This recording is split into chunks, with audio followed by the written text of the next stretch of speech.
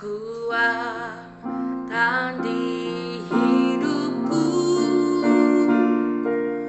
Ku dapat dalam Yesus, Dia tak pernah tinggalkanku, setia menopangku, berseru berharap dalam Yesus. Kekuatan di hidup kami Tuhan, kekuatan di hidupku. Ku dapat dalam Yesus, Dia tak pernah tinggalkanku, setia menopangku, berseru berharap pada Yesus. Ajaib Kau Tuhan, ajaib Kau Tuhan, penuh kuasa, sanggup pulihkan keadaanku, dalam tangan-Mu seluruh hidupku tak akan goyah selamanya. Ajaib Kau Tuhan, penuh kuasa, sanggup pulihkan keadaanku, dalam tangan-Mu seluruh hidupku tak akan goyah selamanya.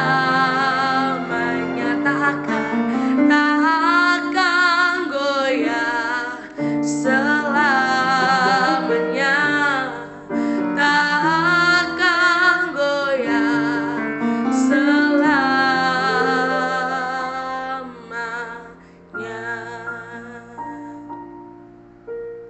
Biarlah iman kami tetap teguh di dalam Engkau ya Tuhan, yang memberikan kami kekuatan dan pemulihan.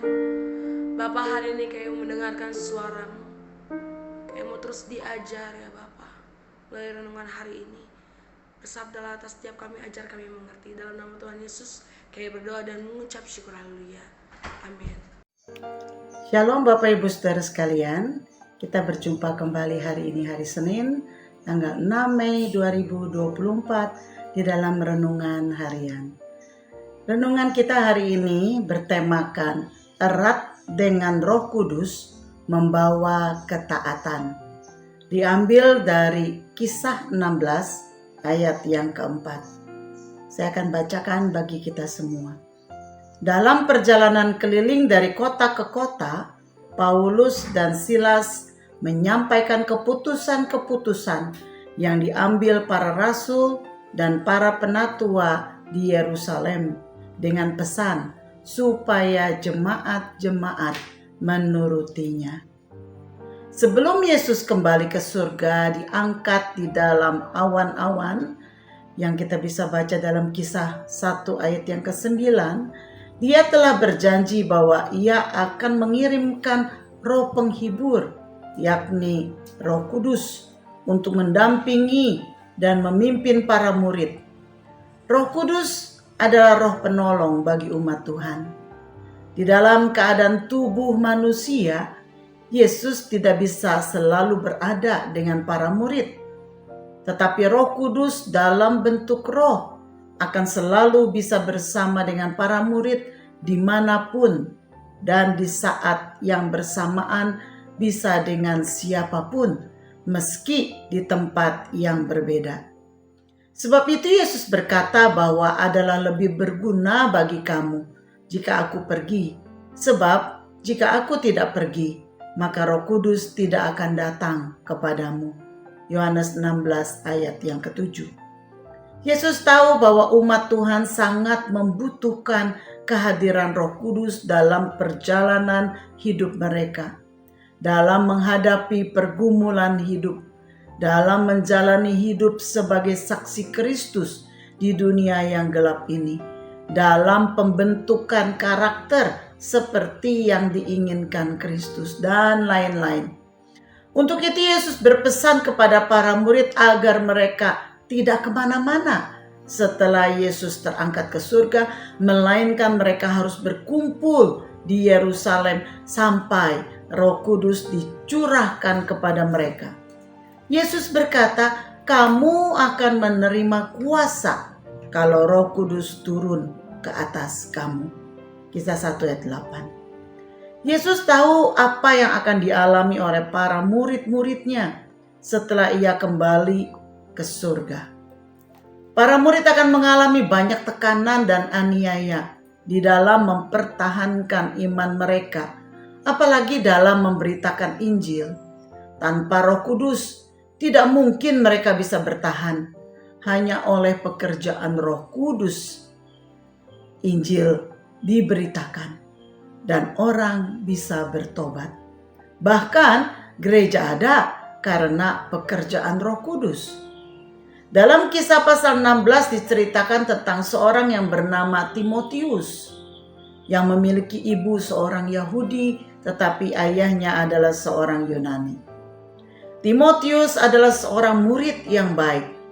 Ia dikenal baik oleh umat Tuhan di Listra dan Ikonium. Ia juga seorang murid yang taat kepada mentornya, yaitu Rasul Paulus. Ketika Paulus memintanya untuk disunat agar bisa dia diterima oleh kalangan Yahudi, karena ayahnya adalah orang Yunani. Timotius juga memiliki iman yang tulus seperti yang tertulis di dalam 2 Timotius 1 ayat 5. Orang percaya harusnya mengalami pembentukan dalam karakternya. Pembentukan terjadi pertama melalui menghidupi firman Tuhan. Di dalam 2 Timotius 3 ayat 16 mengatakan bahwa segala tulisan yang diilhamkan Allah berguna untuk memperbaiki kelakuan, mendidik orang dalam kebenaran. Dahulu kita semua adalah orang-orang yang tidak mengenal kebenaran. Kita hidup dalam dosa dan hawa nafsu. Perilaku kita yang dahulu hanya untuk memuaskan diri sendiri, penuh dengan berbagai kejahatan, iri hati, dengki, kemarahan, dan pemberontakan. Namun setelah kita menerima anugerah keselamatan, maka kita menerima kebenaran yang memerdekakan kita dari semua hawa nafsu dan belenggu dosa. Kita diberikan firman Tuhan yang mengajarkan kepada kita cara hidup yang baru yang berdasarkan kasih dan ketaatan kepada Kristus. Kita bisa mengerti kebenaran jika Roh Kudus, yakni Roh kebenaran, memimpin kita ke dalam kebenaran. Yohanes 16 ayat 13. Orang percaya harus mengalami pembaharuan budi atau pembaharuan pola pikir agar bisa membedakan mana yang kehendak Allah, apa yang baik, yang berkenan kepada Allah, dan yang sempurna. Seperti yang tertulis di dalam Roma 12 ayat 2. Kedua, pembentukan dikerjakan oleh Allah melalui penderitaan atau kesengsaraan. Menurut Roma 5 ayat 3-5 dikatakan bahwa kesengsaraan atau penderitaan itu akan menimbulkan ketekunan. Dan ketekunan akan menimbulkan tahan uji. Dan tahan uji akan menimbulkan pengharapan. Dan pengharapan dikatakan tidak mengecewakan. Karena kasih Allah telah dicurahkan di dalam hati kita oleh Roh Kudus yang telah dikaruniakan kepada kita. Kita lihat di sini bahwa hanya oleh kekuatan dari Roh Kudus saja kita bisa mengubah penderitaan yang kita hadapi menjadi ketekunan, dan selanjutnya tahan uji, dan selanjutnya pengharapan yang tidak akan mengecewakan. Sehingga setiap anak-anak Tuhan dipersiapkan untuk menjadi mempelai Kristus yang tidak bercacat celak, yang kudus, dan yang berkenan kepada Allah. Apa perenungan kita hari ini, saudara? Tidak ada orang Kristen yang bisa bertahan tanpa dipimpin oleh Roh Kudus. Sebab itu mari kita setiap hari belajar mendekatkan diri kita kepada Roh Kudus.